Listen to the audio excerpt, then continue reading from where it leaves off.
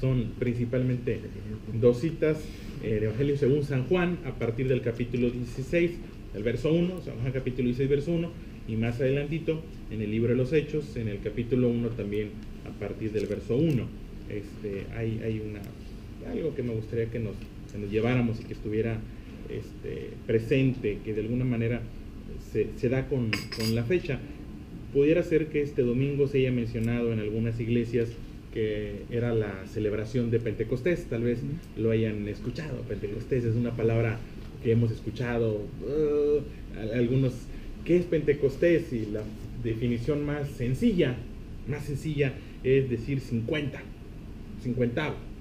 y ya, es el 50, es una fiesta, y ya, así como cuando, oye, una fiesta, sí, ¿de qué? ¿Quién es? ¿Quién cumpleaños? ¿Qué celebra? No sé, vamos, comemos, regresamos y se acabó ahí. Y no, es una fiesta con mucho significado. Es interesante a la luz de las Escrituras cuando vemos los acontecimientos del Nuevo Testamento, la vida del Señor Jesús, y lo vemos a la luz del Antiguo Testamento, porque detrás de cada celebración había una intención de parte de Dios, nada complicado. A veces buscamos, dice mi mamá, le buscas 3 pies al gato. No, nada complicado. De alguna manera hay algunas celebraciones anuales que eran importantes para el pueblo, que hacían peregrinación, que iban hasta Jerusalén. Una de ellas era la fiesta de la Pascua. La fiesta de la Pascua conmemoraba la liberación del proceso de esclavitud. Esto es, el pueblo fue esclavo, oprimido por los egipcios, lastimado por los egipcios, obligado por los egipcios a construir sus grandes ciudades, y el Señor tiene misericordia de ellos y los libera. Entonces, para recordar esa liberación se celebra la Pascua.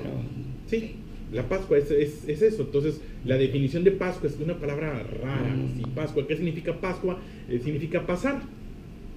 Pasar, es la fiesta de pasar. Eran ellos, así nosotros decimos, la fiesta de la Pascua, y nos suena, bueno, para la cultura era así, la fiesta donde recordamos el haber pasado de un estado de esclavitud, de un estado de presión, a estar en un estado de liberación, de libertad. Éramos esclavos, somos libertos. Cuando el Señor Jesús muere precisamente el día de la Pascua.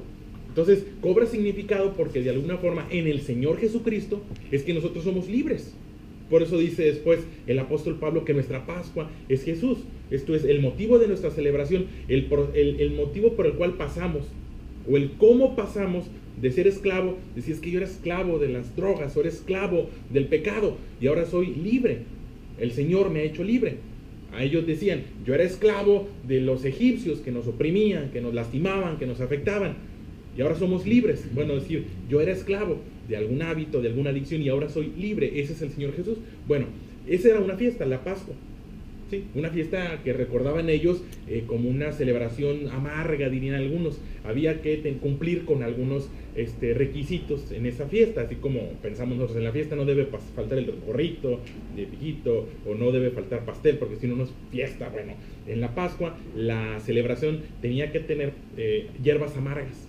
En algún momento de la celebración, así como que nosotros decimos, ya llegó el pastel, y la gente, viene, no, yo ser al revés, ya salieron las hierbas amargas, porque había que recordar la amargura que fue la esclavitud. Entonces, en algún momento había así como que, si tú crees que te molestes porque hay ensalada, no, imagínate ellos que la ensalada, pero hierbas amargas, algo amargo, porque era importante recordar que por atractivo que fuera el pecado, en algún momento se vuelve contra ti, en algún momento va a ser amargo. Y comían ellos un cordero asado, tenía que ser asado, y no podían tocar la sangre. La sangre se derramaba, era un recordatorio. Entonces, por eso, luego en la Pascua ves al Señor Jesús, que también dice nuestra Pascua es el Señor Jesús. ¿Por qué? Porque el Señor Jesús fue sacrificado y su sangre derramada. Bueno, esa es la Pascua. Después, 50 días después, por eso le llamaba el 50avo, por eso Pentecostés es 50avo.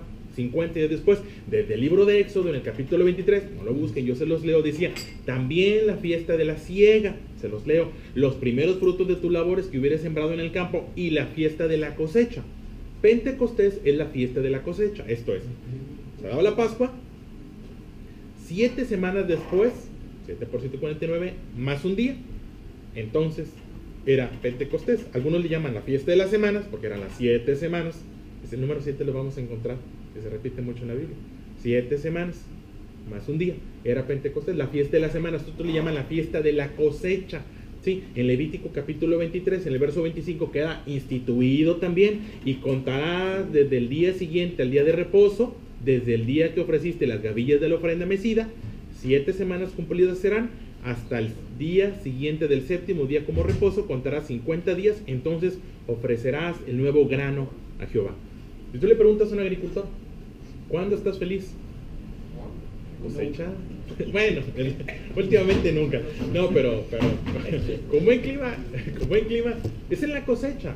La cosecha es el momento que es la consecuencia de tu esfuerzo. Se espera que haya habido un esfuerzo, que haya habido un trabajo, un cuidado y una atención a la plantita, y viene la plantita, y bueno, llegado el momento, es la fiesta de la cosecha. Pentecostés era la fiesta más, diría yo, más bonita, dicen algunos, más alegre, más significativa. Si bien la Pascua era una fiesta triste, una fiesta donde había que hacer contrición, donde había que recordar, Pentecostés era una fiesta alegre, era una fiesta emotiva, era una fiesta donde, ya dirían algunos, es donde hay presupuesto, ¿no?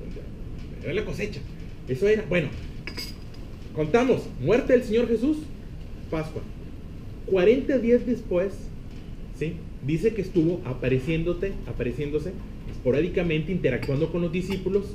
Después asciende a la presencia del Señor, y a los 10 días ocurre lo que llamamos Pentecostés, ¿sí? Que es la manifestación del Espíritu Santo. En ese contexto quiero verlo, porque ayer recordábamos Pentecostés. ¿Sí? ¿Vamos bien? Bueno, Pentecostés era algo que estaba prometido, ¿sí? Y me refiero no a la fiesta, sino a lo que había de ocurrir. San Juan capítulo 16, ¿sí? El Señor Jesús, previo a la cruz, durante ese proceso que estuvo discipulando a sus discípulos, valga la redundancia, se habla de que fueron 3 años los que el Señor Jesús estuvo tratando con ellos. Iba a decir entrenando, pero soy feo. Tratando con ellos, compartiendo con ellos, porque hay un llamado a discipular. A veces perdemos de vista eso. Sí, confundimos que decimos, Dios te ama, hasta luego, ahí te ves, nos vemos después, o te doy la Biblia, te doy el tratado, te doy el folletito, y ahí se va. No, el Señor Jesús interactuó con los discípulos durante 3 años, y de hecho hay un llamado a discipular, ir por todo el mundo y predicar el Evangelio de toda criatura, y dice discipular, porque el discipulado es un trabajo continuo. Bueno, en ese proceso de discipular, parte de la discipulación incluyó esta enseñanza. ¿Sí? Con todos los 3 años Judas no le salió bien, pero bueno, San Juan 16 capítulo 1 dice: estas cosas os he hablado, palabras del Señor Jesús, para que no tengan tropiezo, porque el Señor Jesús estaba interesado que no tropezaras, que no te cayeras, que no fallaran, ¿sí? Y entonces ese es el propósito de la enseñanza, la advertencia dicha a tiempo. Quiero recordarlo, la advertencia, la enseñanza a tiempo, ¿sí? Aunque la cultura dice que después del niño ahogado taparon el pozo, pues es que lo cierto es que no debiera de ahogarse nadie. No debiera. Esa es la enseñanza. Estas cosas les he hablado para que no tengan tropiezo. Verso 2. Los expulsarán de las sinagogas, y aún viene la hora cuando cualquiera que los mate pensará que rinde un servicio a Dios. Y está haciendo referencia a lo que después pasaría. Cuando uno va al libro de los Hechos, ve al apóstol Pablo, que antes de ser Pablo era Saulo, y que se dedicaba a entregar a los discípulos en las autoridades y a que los mataran.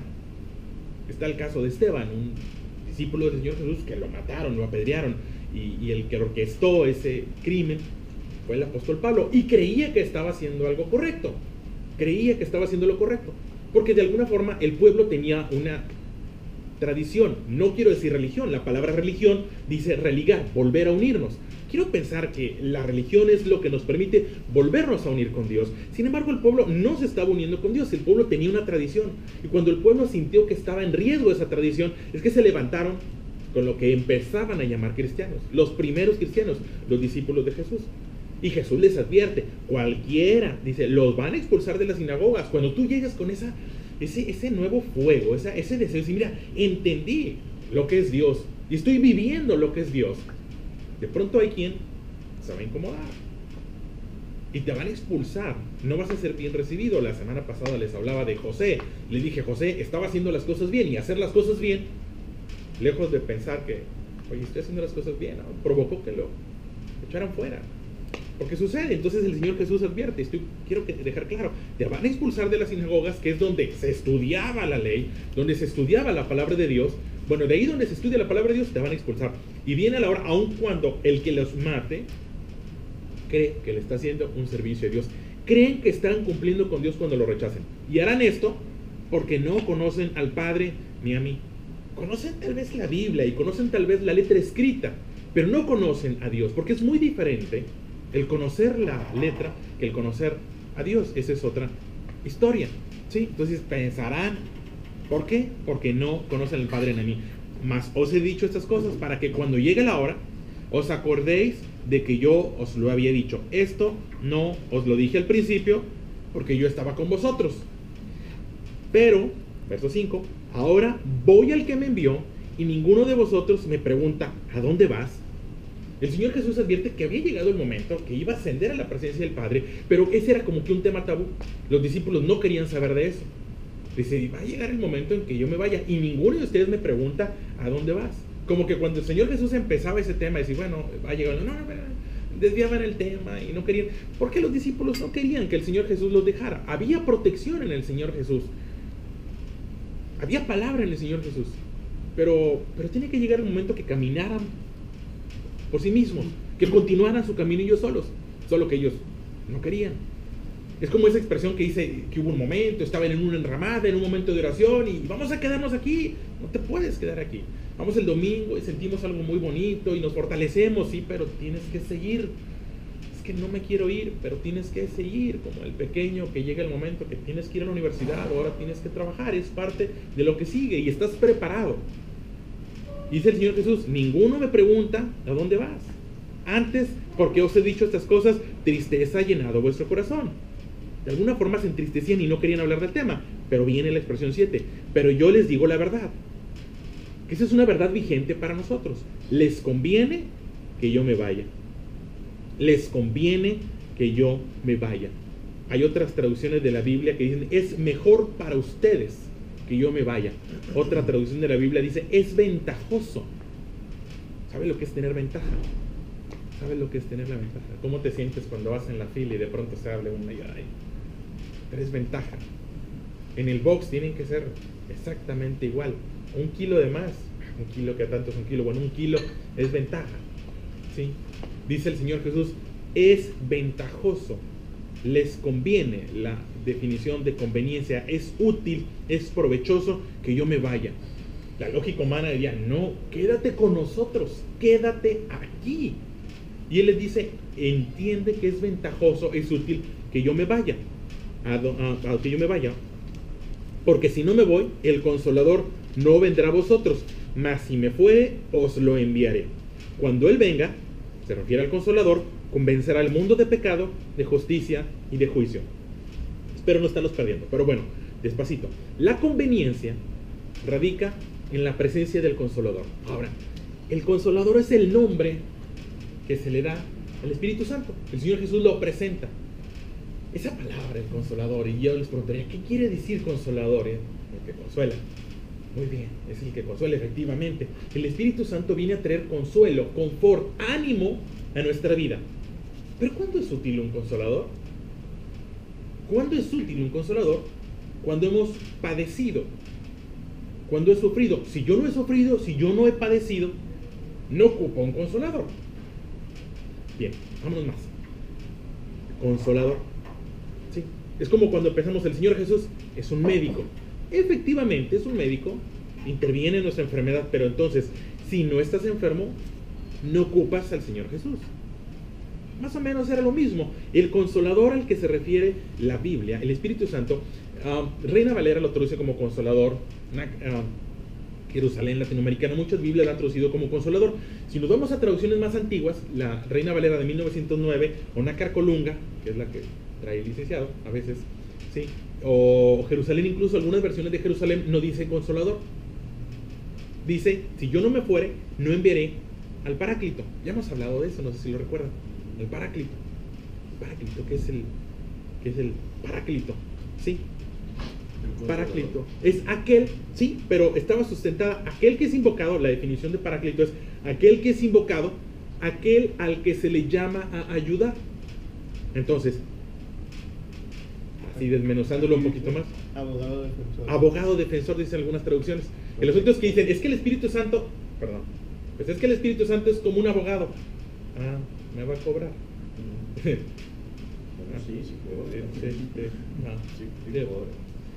Pero vámonos a la cultura. Cuando esto se escribe, y esto quiero que tratemos de viajar un poquito en el tiempo. Hoy diríamos, si estás en alguna dificultad, te voy a hablar a un abogado. Y la pregunta sería, ¿y quién es el abogado? No, hombre, es conocido, es amigo. Ah, no, entonces sí mándamelo, porque si no, para que lo quiero. Sí, perdón. Así dicen de los contadores. Así dicen de los contadores también. De los políticos parejos. No. Quiero que lo traslademos en el tiempo, porque cuando el Señor Jesús, esta palabra vino a traer aliento, vino a traer confort, les dijo, les voy a enviar un paráclito. En la cultura existía ese personaje. Era un oficio que hoy existe, pero se ha desvirtuado un poco de lo que era en el momento. El paráclito era una persona que ha sido mandada a llamar para ayudar a un hombre en cualquier situación y que esta persona pueda salir airoso. Esto es, cuando había alguna dificultad, algún trámite legal, alguna situación, decías, tengo derecho a un paráclito. El paráclito era el amigo que podía estar contigo durante todo el proceso. Hoy en los procesos legales viene el abogado durante un tiempo y tiene derecho a visitarte y solamente algún momento y se tiene que salir y hay un intercambio de intereses. Bueno, en ese entonces el paráclito era el amigo que estaba a tu lado para permanecer contigo durante el proceso hasta que salieras liberado. Y lo hacía por amistad. Lo hacía por amistad. No lo hacía a través de o buscando un intercambio, lo hacía buscando tu bienestar.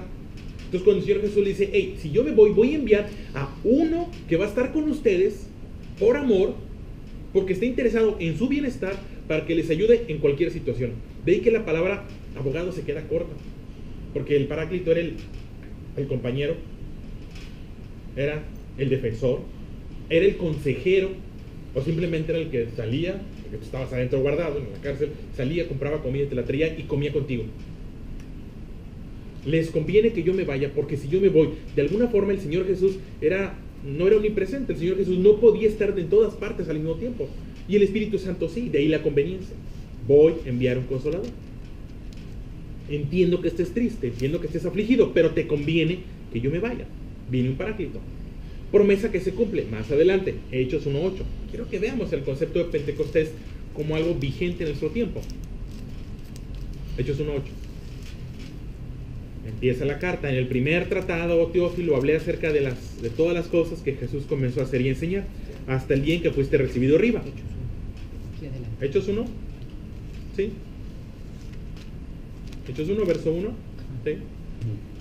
Después de haber dado mandamiento por el Espíritu Santo a los apóstoles que había escogido. Verso 3. 1:3. A quienes también después de haber padecido, Jesús se presentó vivo con muchas pruebas indubitables, apareciéndoseles durante 40 días y hablándoles acerca del reino de Dios. Y estando juntos, les mandó que no se fueran de Jerusalén, sino que esperasen la promesa del Padre, la cual les dijo, oíste de mí. Hace referencia a lo que les había dicho, la promesa del Paráclito, la promesa que es conveniente. ¿Sí? Porque Juan, verso 5, porque Juan ciertamente bautizó con agua, mas vosotros seréis bautizados con el Espíritu Santo dentro de no muchos días. Entonces los que se habían reunido le preguntaron, Señor, diciendo, ¿restaurarás el reino de Israel en este tiempo? Y les dijo, no les toca a vosotros saber los tiempos o las sazones que el Padre puso en su sola potestad. Verso 8, pero recibirás poder cuando haya venido sobre vosotros el Espíritu Santo y me serán testigos en Jerusalén, en toda Judea, en Samaria y hasta lo último de la tierra. Entonces, está esa promesa. Hey, en el proceso de enseñanza le dijo, viene alguien mejor, viene alguien que va a estar presente en todo tiempo, en todo momento. El Señor Jesús en ocasiones iba y se les perdía a sus discípulos. El Espíritu Santo no, el Espíritu Santo va a estar presente. Les conviene que yo me vaya. Después muere, resucita, 40 días, 37 días estuvo apareciendo con ellos. Y llega el momento de la ascensión. En el momento de la ascensión, las últimas palabras del Señor Jesús les dice, pero recibirán poder cuando haya venido sobre vosotros el Espíritu Santo. No se vayan de Jerusalén, permanezcan juntos en Jerusalén. Dice que permanecieron aproximadamente 10 días y después Hechos capítulo 2 describe lo que llamamos el bautismo, el lleno completo del Espíritu Santo. Pero yo quiero dejarles esa palabra poder, porque otra vez, Reina Valera o Jerusalén, dice, recibirán el poder. Una traducción más antigua dice, recibirán la virtud. Y ahí amplía, no cambia, amplía la definición. Es decir, el poder del Espíritu Santo a la virtud del Espíritu Santo. ¿Qué es virtud? Vamos para allá. El Espíritu Santo es una promesa. Y Dios cumple sus promesas. Quiero que tengamos presente eso. El Espíritu Santo es una promesa vigente y permanente para nosotros. La promesa de ser bautizados, esto es totalmente sumergidos. ¿El bautismo qué es? Pues es un acto donde manifestamos el deseo de participar del Señor Jesús. Eso es lo que hacemos cuando llevamos a nuestros niños, a nuestros jóvenes, cuando somos bautizados. ¿Sí? Hay algunas ideas donde llevamos a los niños a bautizar y eso es lo que estamos manifestando, que queremos que tenga comunión, que llegado el momento, cuando nuestro tiempo aquí termine, pues yo soy bautizado. El bautismo es una simulación de decir, mira, un nuevo nacimiento, es sumergirme, es morir, es vivir de nuevo, es empezar de nuevo. Eso es lo que hacemos. Ok, esto es lo que yo quiero, pero ¿cómo lo voy a hacer? ¿Cómo lo voy a hacer? Bueno, aquí es donde viene el poder del Espíritu Santo. Esto es, el agua de alguna manera nos purificó, manifestó nuestra intención, nuestro deseo de pertenecer a Dios. Pero ¿cómo habremos de continuar en ese camino? Ahí donde viene, a través del poder del Espíritu Santo. Hablar de poder es fuerza y capacidad. Miren, Dios sería injusto si nos pidiera algo mayor a nuestras fuerzas, o si no nos diera el recurso o la forma de hacerlo, si no nos diera la capacidad de hacerlo. No robes, no mates, no levantes falso testimonio, no hurtes. Hurtar es ese robo que no es violento, pero igual es robo. Mantén un peso y balanza justa, respeta a las autoridades. Es una carga muy grande, porque no lo quiero hacer, o porque no siento el hacerlo. No siento el hacerlo. Sé que debo hacerlo, pero no siento el hacerlo. Ahí es donde el Espíritu Santo cumple un propósito. El Espíritu Santo es poder, esto es fuerza, capacidad. Pero si nos vamos a la traducción más antigua, virtud. La virtud del Espíritu Santo. Vas a recibir la virtud del Espíritu Santo. Virtud, capacidad para obrar o surtir efecto. Virtud, disposición del alma para actuar conforme a las obras de la fe. Ahí donde dices, toda la vida quise dejar ese hábito, toda la vida quise dejar esa costumbre, toda la vida, y dices, y no la dejas. Pero de pronto, de un momento a otro, te acercas a Dios y recibes la fortaleza. Eso es el Espíritu Santo. La disposición. A veces, mira, Dios no existe, mira las guerras, Dios no existe, mira el hambre, Dios no existe, mira el asesinato, Dios no existe, mira el crimen. Espérame, Dios existe. Y cuando el Espíritu Santo llega a la vida de las personas, esas personas empiezan a hacer la diferencia.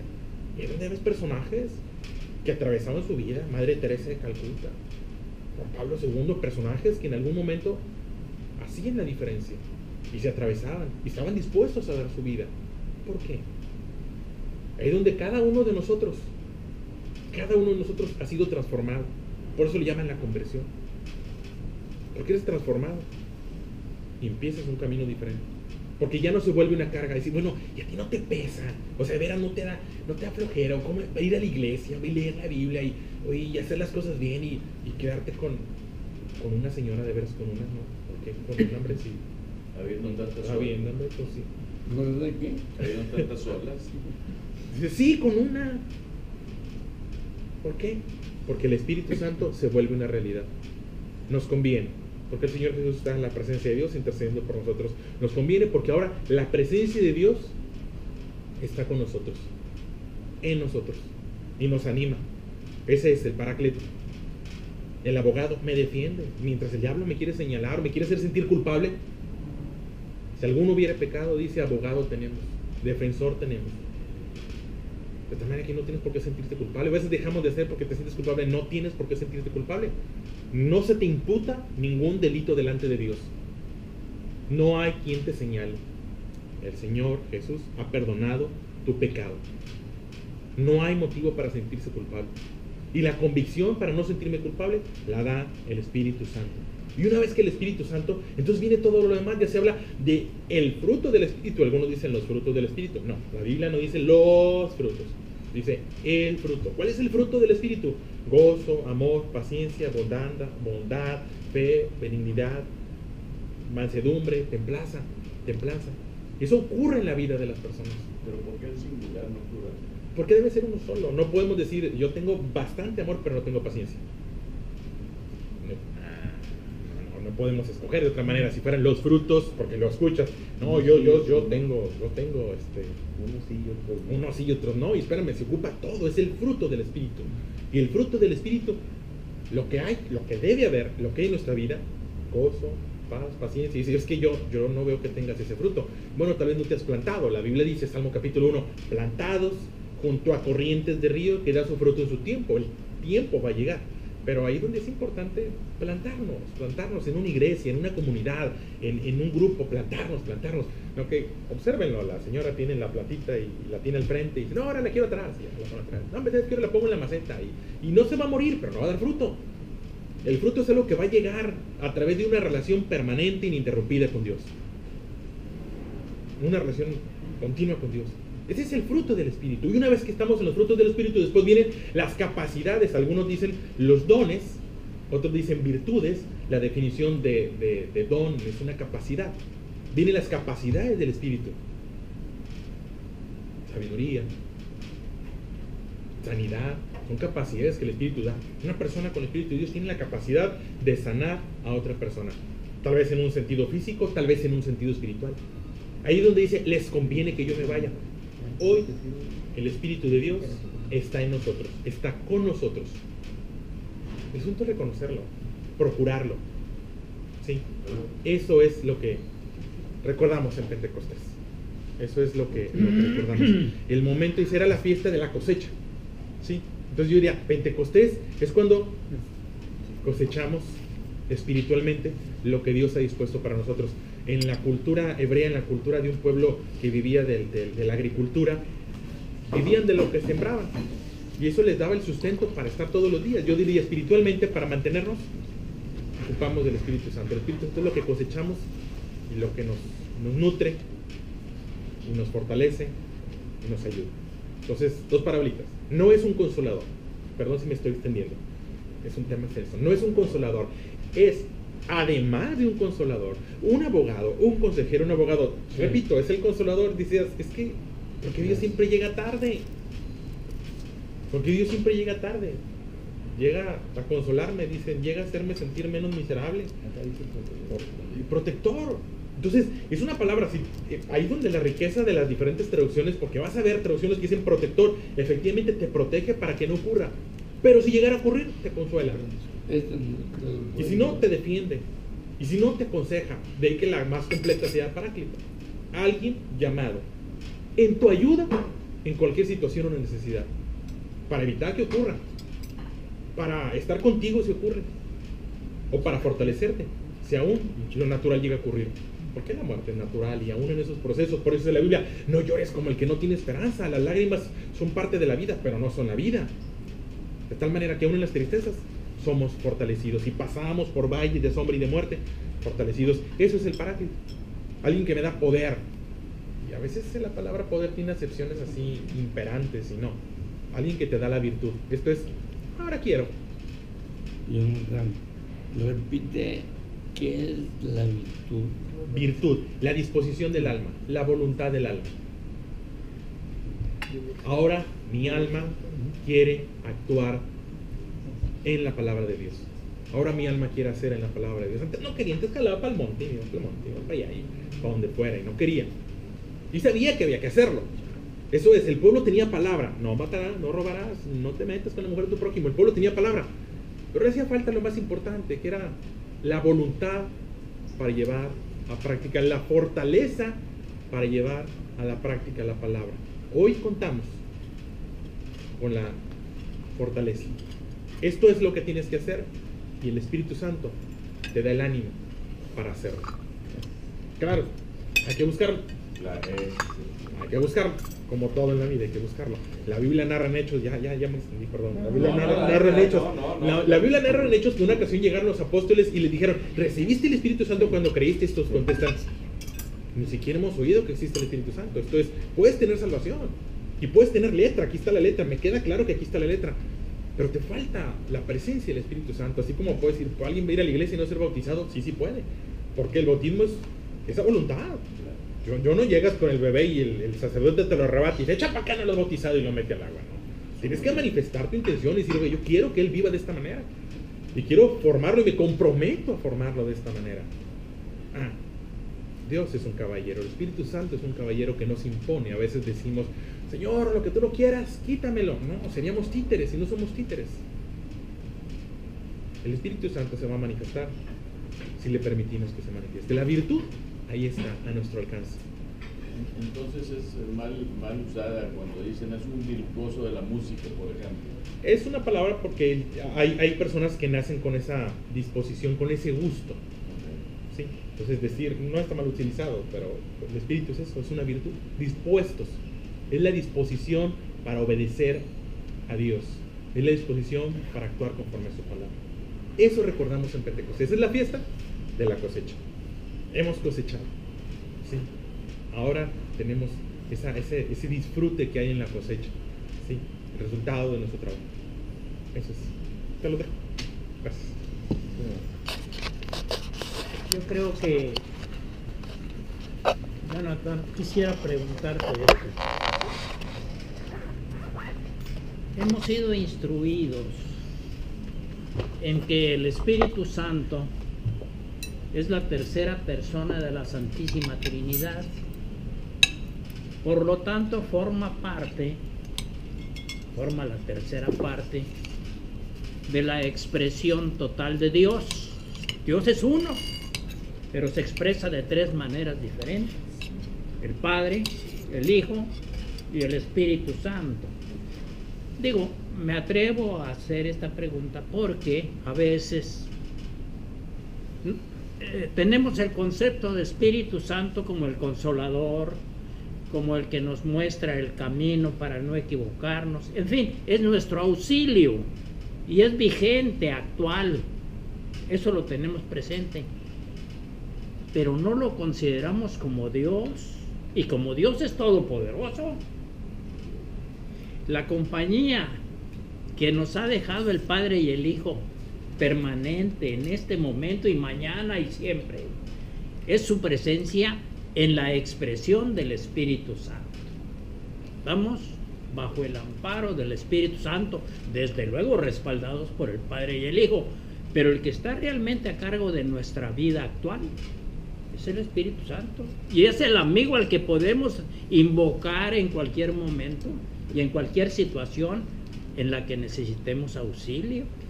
Entonces, vamos a decir que el Espíritu Santo trabaja las 24 horas con nosotros y que está dispuesto a ir al problema que tengamos en el momento en que se lo pidamos.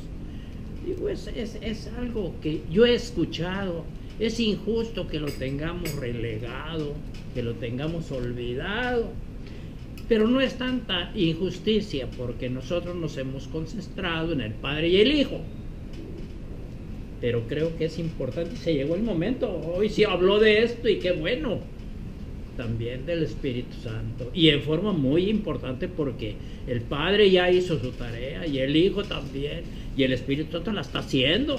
Entonces, qué interesante que ante nuestros propios ojos tengamos una expresión de Dios vigente, actuante en el Espíritu Santo, ¿verdad? Dice una expresión, ¿cómo habremos de pedir como conviene? Dice Santiago, ¿cómo habremos de pedir como conviene? En el proceso de la oración somos alma y somos carne y estamos entrelazados, y mi alma necesita algo que tiene que ver con lo eterno. Mi carne tiene que ver con lo temporal. Entonces, en el proceso de pedir, yo puedo pedir más. Me puedo acercar a una persona enferma y yo tal vez pida sanidad, y tal vez ya no corresponda a sanidad. Tal vez ahora el morir es ganancia y tiene que continuar. Entonces, ¿cómo habremos de pedir como conviene? Y viene una expresión: el Espíritu intercede con gemidos indecibles. Cuando el Espíritu está en nosotros, construimos oraciones. Vemos oraciones sustentables, oraciones que agradan a Dios, oraciones que llegan a la presencia de Dios. Yo iba a pedir gorditas y tacos de harina, pero el Espíritu me guía a pedir avena, por citar un ejemplo. O sea, esto es lo que yo quiero, pero esto es lo que yo necesito. Si tú observas, y perdón, me estoy extendiendo, si tú observas a una madre escucha el llanto de un niño que no sabe hablar, pero dice, se cayó, o dice, tiene sueño, O dice, Qué hombre, oído. está chiflado. ¿Por qué? Es un oído entrenado y aún un gemido transmite. Aún un gemido. Por eso dice la expresión, el Espíritu intercede con gemidos indecibles, de tal manera que aún en la oración, y que no surgiera palabra, aunque no surgiera palabra, aunque solamente surgiera un lamento del alma, es un lamento con un mensaje inequívoco para Dios. Lo que algunos llaman hablar en lenguas. Sí, hacemos esta oración por los alimentos.